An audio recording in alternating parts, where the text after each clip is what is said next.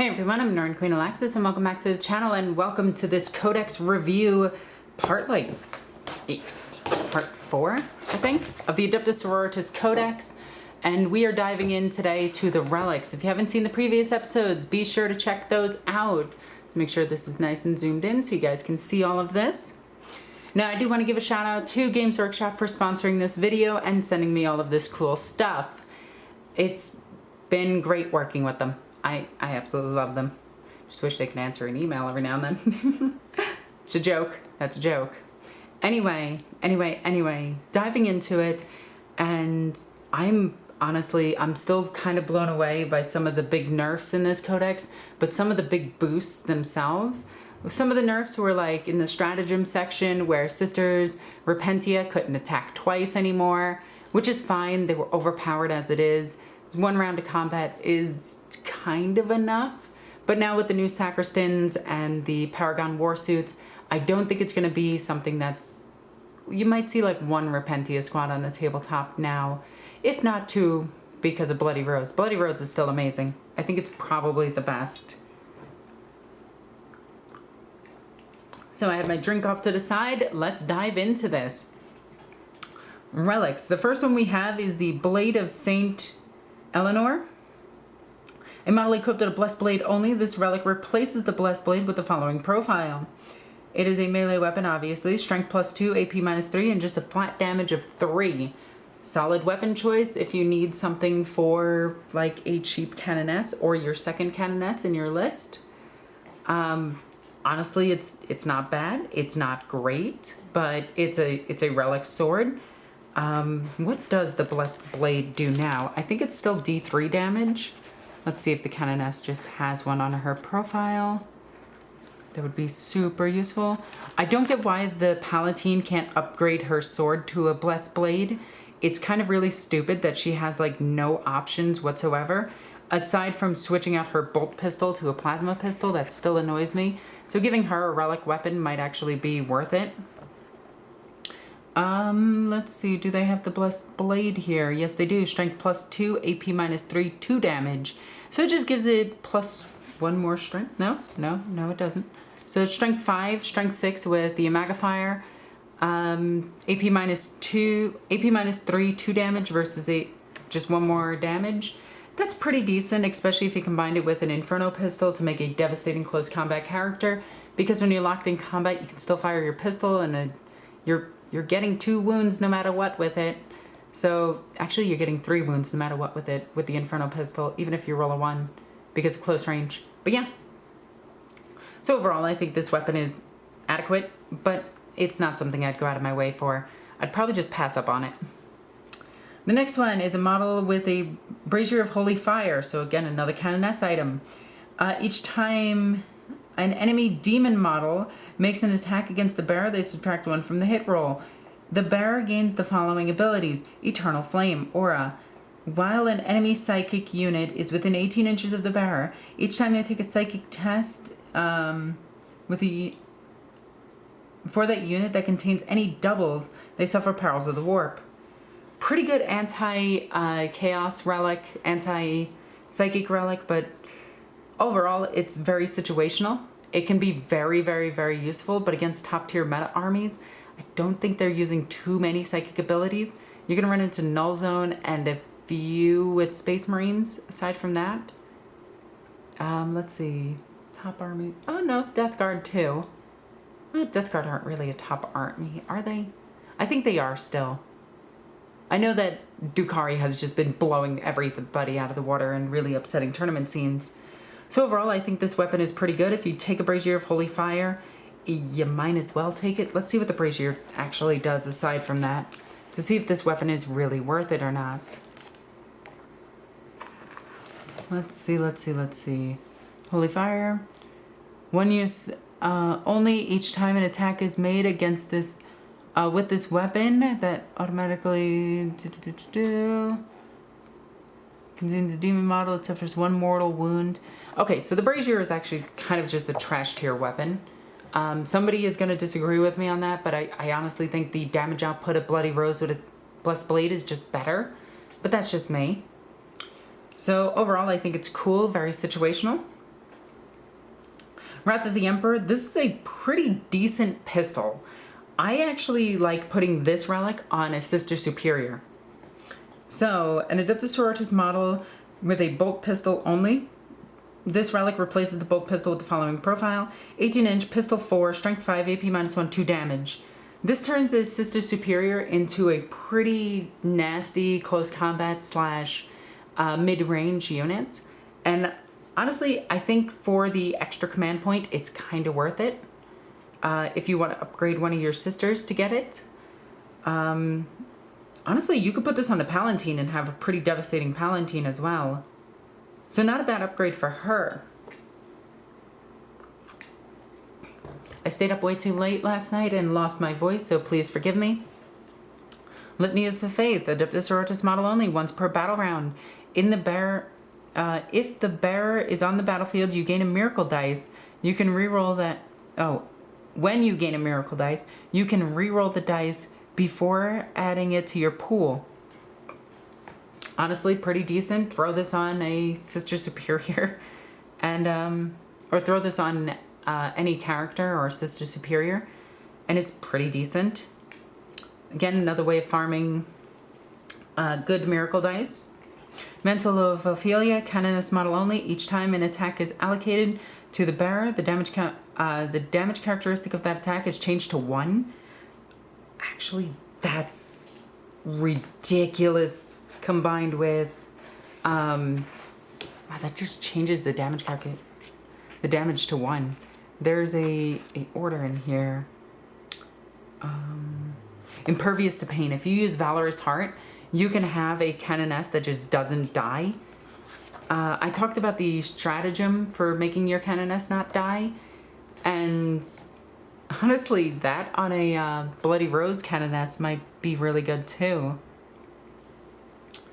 I can't tell you how many times my Canoness has died because she's gone into combat with something with multi-damage.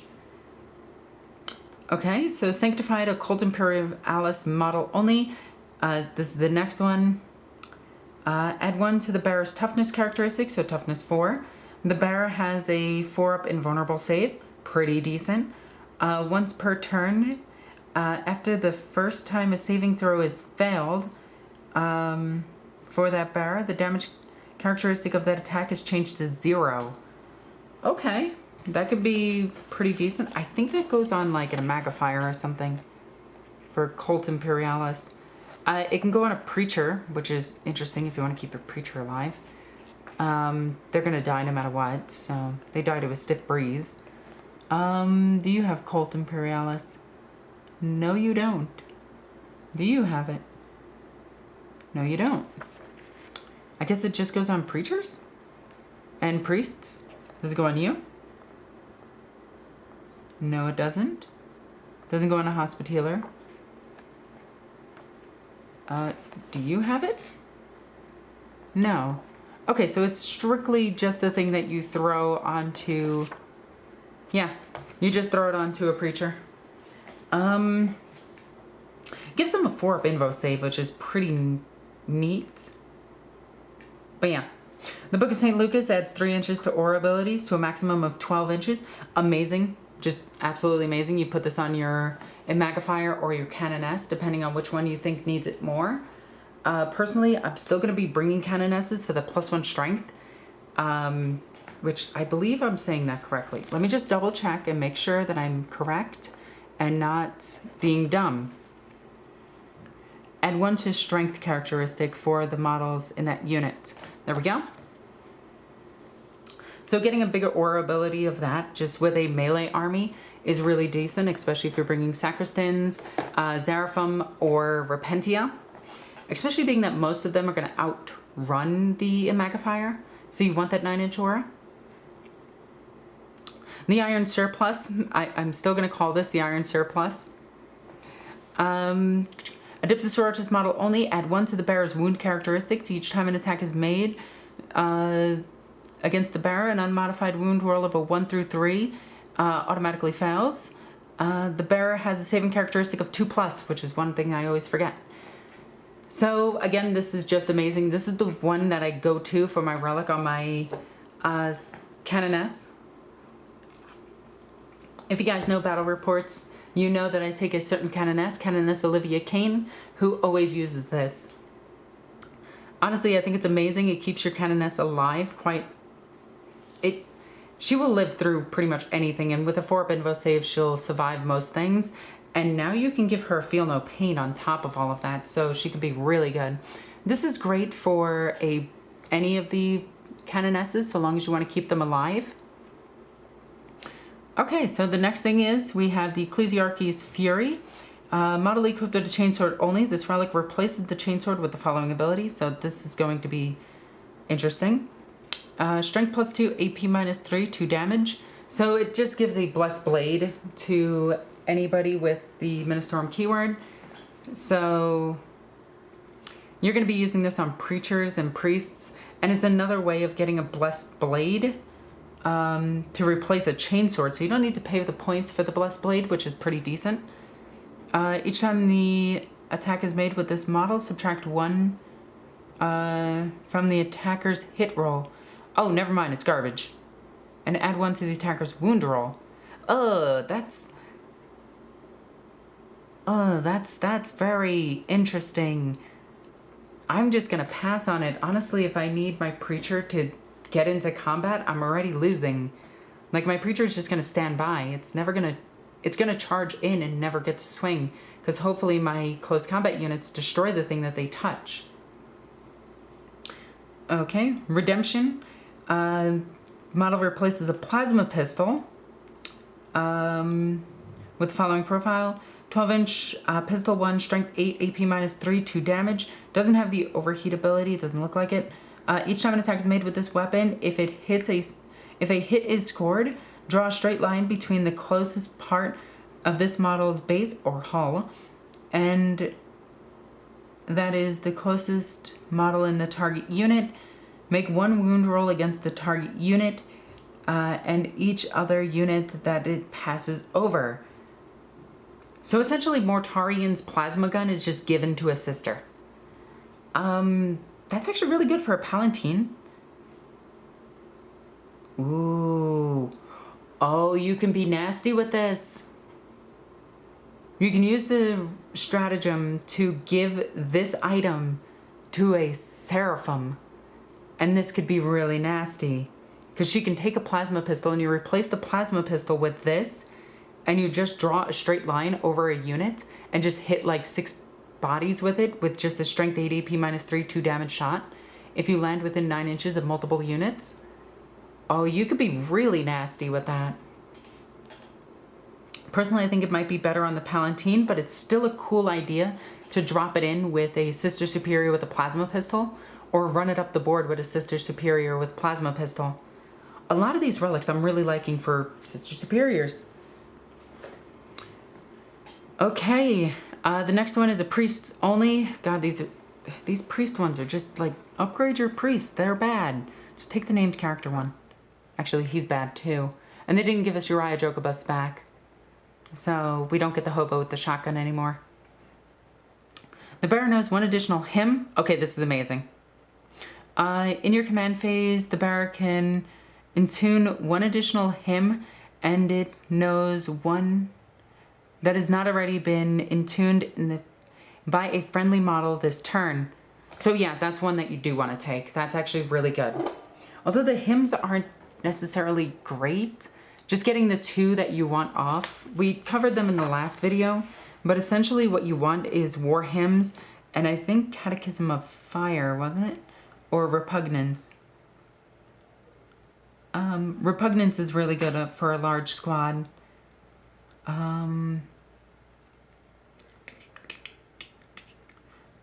The Psychic Power Negation one was pretty decent as well. And giving +1 to invo saves is also pretty good. So it really depends on which 3 you pick, because you get war hymns guaranteed, and that's the one you're probably going to be wanting to get off as quickly as possible. So yeah. Oh, whoops, I went all the way to Mortifiers. I don't know why I went to Mortifiers.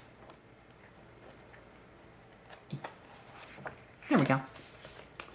So this one's actually really good. I like this one. That's probably going to be one of them that I go to for my priests. And I'm probably going to be opening the reliquary for my army and taking 2 detachments, which kind of sucks because I'm going to be at -6 for my 12. I'm going to be at 6 command points, which isn't necessarily bad. That's 3 stratagems that I can pretty much use. Guaranteed 5 in total if the game goes on more than 3 turns. Okay, so the next one is a blessing. Adeptus model only. Before you determine which sacred rites are active for your army, select 2 sacred rites, page 93. Until the end of the battle, those sacred rites are active if the bearer unit is the bearer's unit instead of those. Oh, for the bearer's unit instead of those that are active for the rest of your army. That's actually interesting. Okay, so it activates it for the bearer's unit. So you can throw this on a sister superior, is the thing that I'm thinking. We got the battle traits. These are crusade rolls. I'm gonna bypass those. So sacred rites. Mother sacred rite is active. Add 1 to your advance and charge rolls, which is the one you really want if you're playing Martyred Lady. When the sacred rite is active, each time a model in that unit is destroyed by a melee attack and does not explode, roll 1d6 on a 6 after... That's kind of weird that they explode. After the attacks are made and a unit has finished making its attacks, it suffers 1 mortal wound. It can suffer a maximum of 6 mortal wounds with this ability. With this ability, not disability. So I just wanted to correct myself there. Sorry about that. While the sacred rite is active, each time a unit with the Shield of Faith ability, page 90, would take a Deny the Witch test. This is the 5+ negation, which is ridiculously good. Like, this one I absolutely love. If the result of the test was an unmodified result of a 5+, or if it was greater than the result of the psychic test, the Deny the Witch is passed. This is insane. This is the one you always want up. Like, especially if you're going up against a psychic army, otherwise it's kind of useless. Divine Guidance. When the Sacred Rite is active, each time a model in the unit makes a ranged attack on an unmodified wound roll of a 6, the armor penetration characteristic is improved by 1. See, this is why I think it's good for a sister battle, like battle squad of 15 sisters. When the Sacred Rite is active, each time a model in that unit makes a melee attack, an unmodified hit roll of a 6 scores 1 additional hit. This is also really good for Sacristans, Repentia. So throwing it on them is really good. So if you want, you can throw it on a Sacristan and just count them as always having this, which is really good if you run a squad of 10. Actually, run a squad of 9. It sounds weird, but then they don't get the blast weapons hitting them at full value. When the Sacred Rite is active, you can ignore any and all modifiers to the unit's leadership characteristics, and each time a combat attrition test is taken for that unit, you can ignore all modifiers. Again, they're all pretty decent. They're not as good as the last ones, but the last ones were really powerful, so I understand why. So again, getting this, I think I would put it on a Sacristan or a Xeraphim Superior, and just count them all as just having better AP. Or no, when they hit on a 6, they automatically wound. Or is that... Did I just forget all of those abilities immediately? What was it? An unmodified hit roll of a 6 scores 1 additional hit. Thank you, brain. So 6s just cause 2 hits. I can read, I promise. Magnifier model only. At the start of the battle, before the first turn begins, you must select 2 tails. So... this is the one that everyone used to go to for the Tale of Stoic and the Tale of the Warrior. But now the Magnifier is kind of in a weird spot. Let's just make sure we get to her. Where is she? Magnifier. Magnifier. Wait, how do I keep missing you? You're an elite. I swear I passed over her like 3 times. Oh, I was thinking these were Battle Sisters. That was my bad. So I never turned to the page. So you can get Tell the Faithful. When a friendly Order core unit is within 6 inches of this model, you can reroll advanced charge rolls made for that unit. That's really good. So I understand why you would take 2 Tails to get that one and the last one. The other one is kind of garbage. So we're just going to read Tell the Faithful and Warrior. While a friendly Order core unit is within 6 inches of this model, add 1 to the strength characteristic of that model. That actually means these maces that you see here can be strength 10. I'm not even kidding, they're strength 10 if you get that off. So I really think the big Nundums are going to be worth it for just murdering any and all tanks in their path. 10 attacks with those freaking maces is going to be incredible. And they're going to be your anti-tank unit. Aside from your Retributors and your Repentia and your Sacrisans and your Battle Sisters and literally anything else, because this army is amazing. So before I gush about the army, let's continue. Chapel of Sacrifice, an Adeptus Sororitas model only, once per battle. If the bearer is selected to use an epic deed stratagem, that stratagem costs 0 CP. Each time the bearer makes an attack, you can re-roll the hit roll, which is really good. When the bearer is destroyed, do not remove the model from play. At the end of that phase, it can either shoot as if it were the shooting phase or fight as though it were the fight phase. After resolving the destroyed model's attacks, it is then removed. So if you do bring it back to life, this doesn't trigger. I just want to point this out. It does not trigger. Or does it? No, I don't think it does. Now I'm questioning myself. Where is the... where's the one where I get back up? Oh my god, it would be great if I can remember what it was called.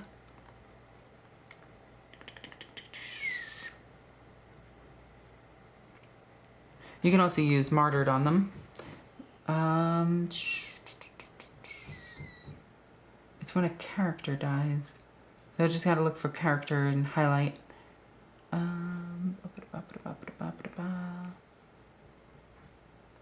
The Reliquary, Secret Burden, Saint in the Making. Oh my gods, I can't find it. I swear I remember what it was called. I'm just drawing a complete blank right now. So I apologize. And we are still here at the Relics. Overall, I think this one's also really good. Just getting those free rerolls to hit is really nice. Especially if you throw it on like a close combat Canoness. Again, I'm going to keep highlighting the Canoness is really good for close combat. You can also throw this on, what's her name? The Dogmata, if you really wanted.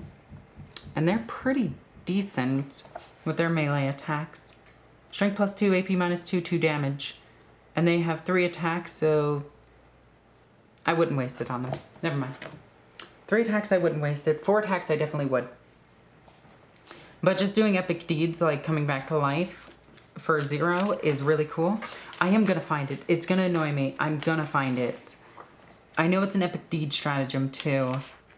So I just have to look for an epic deed stratagem. Okay, so is it Divine Intervention? Character model excluding a named character from your army is destroyed instead. Yeah, here it is.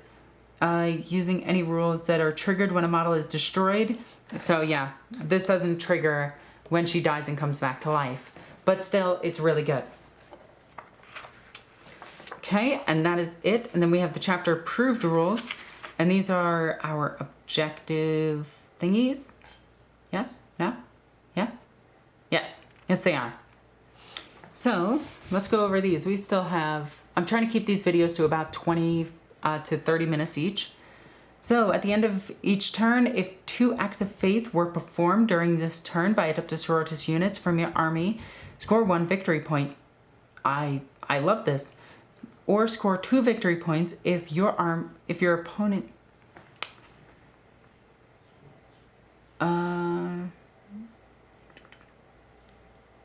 Okay, let me reread this. When performing...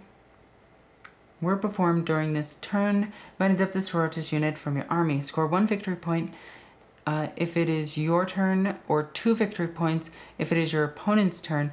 If 3 or more acts of faith were performed by an Adeptus Sororitas unit from your army during that turn, score 1 additional victory point.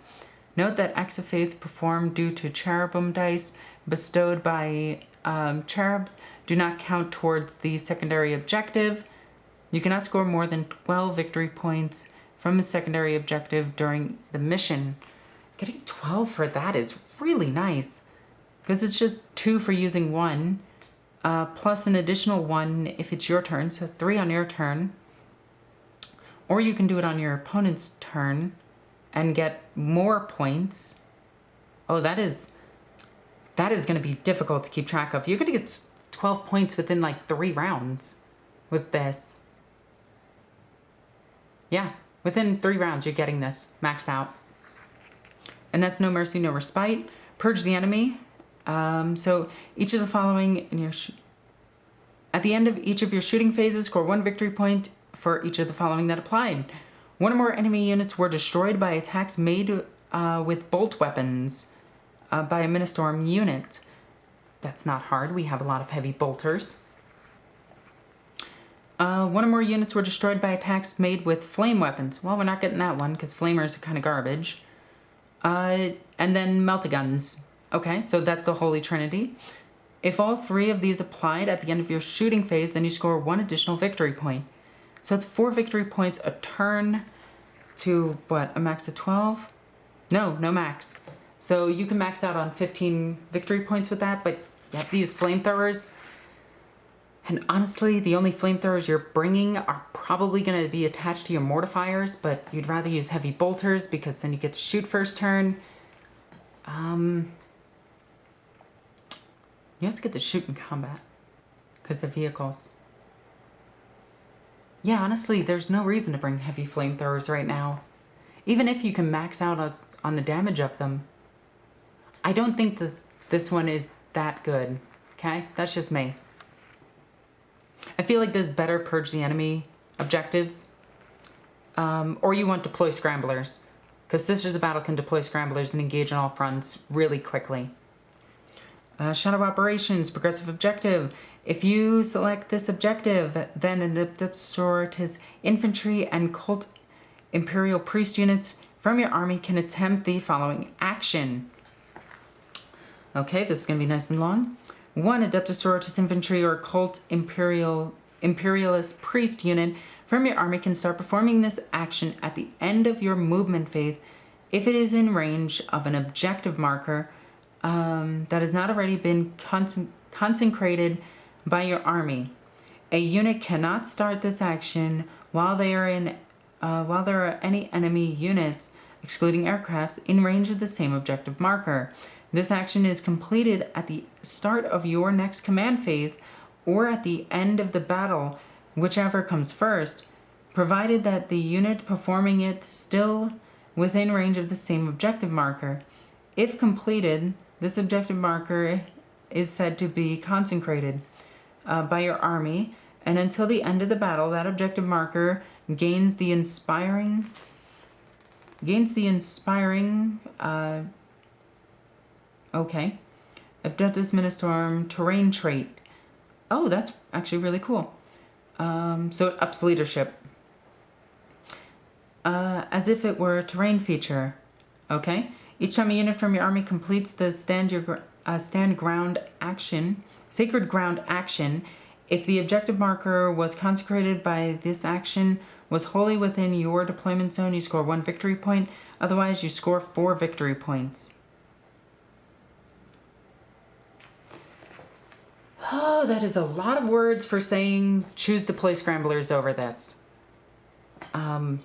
It's cool. It gives you a leadership boof, apparently. Honestly, it's okay.